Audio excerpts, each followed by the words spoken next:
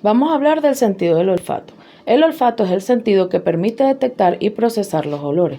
Es un sentido químico en el que actúa como estimulante las partículas aromáticas u odoríferas desprendidas en los cuerpos volátiles que, al ser aspiradas por el aire, entran en contacto con el epitelio olfativo ubicado en las profundidades de las fosas nasales.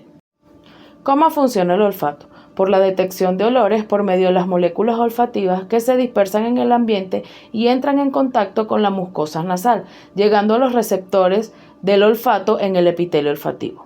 También mediante impulsos eléctricos donde las neuronas receptoras envían la información a los bulbos olfatorios a través de impulsos eléctricos y en un proceso cerebral donde la información del olfato se envía al cerebro por medio de receptores ubicados en los bulbos olfatorios y los olores identificados llegan al sistema límbico donde se estimula la memoria y los sentidos. El cerebro interpreta el impulso con un olor y lo envía con una respuesta. Entonces aquí vamos a qué es la nariz. Es el órgano del olfato y la principal vía de entrada y salida del aire a los pulmones.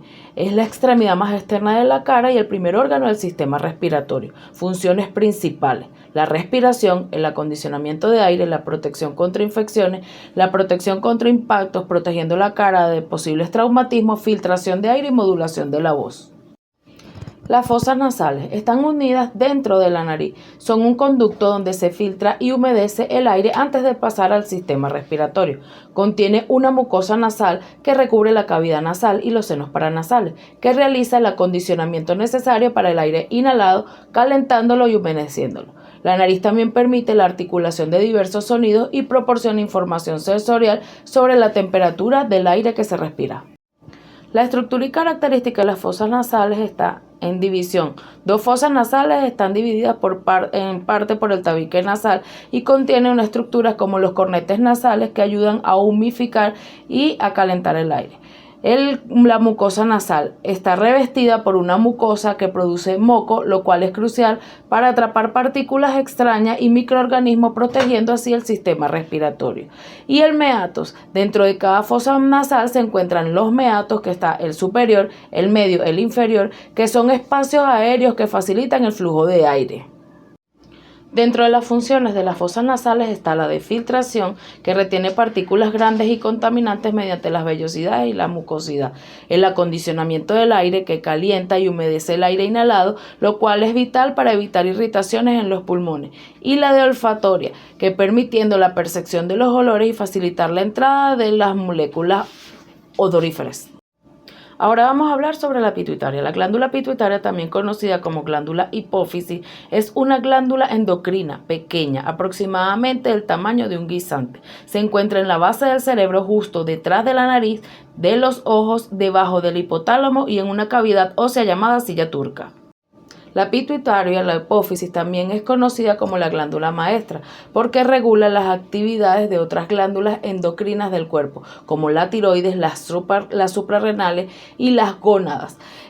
Está conectada al hipotálamo mediante un tallo hipofisiario, lo que permite la comunicación directa entre el sistema nervioso y el sistema endocrino.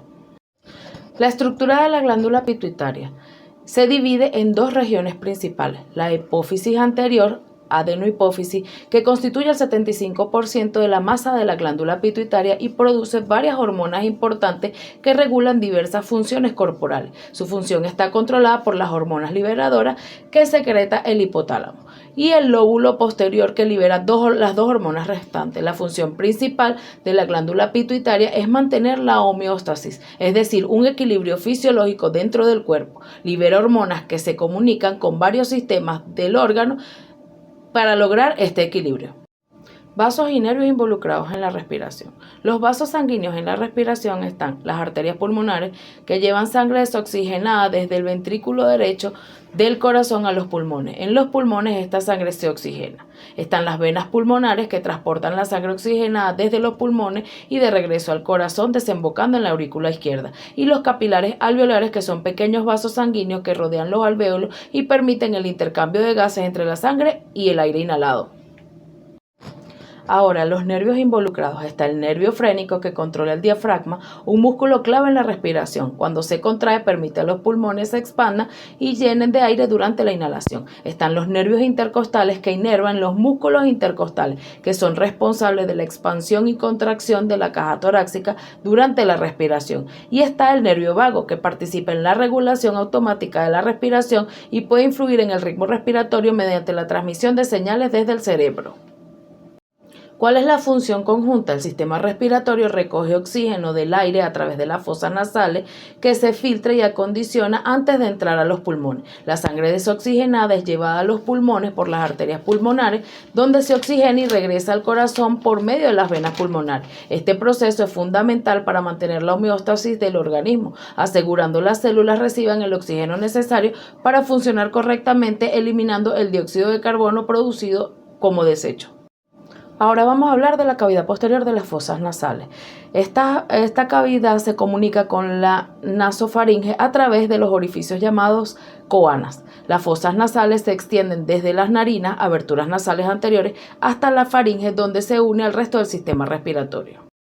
La cavidad posterior se divide en tres secciones principales: la vestibular, justo dentro de la abertura externa de la nariz; la respiratoria, que es la región más grande cubierta por el epitelio respiratorio; y la olfatoria, que es un área pequeña en el vértice superior de la cavidad que contiene células olfatorias y receptoras. Además, cada fosa nasal está delimitada por las siguientes estructuras. Tiene una pared medial, que es donde está el tabique nasal, compuesto por tejido óseo y cartilaginoso, y la pared lateral, que contiene los cornetes nasales superiores y medios, prominencias óseas del hueso etmoides, y el cornete inferior, un hueso separado.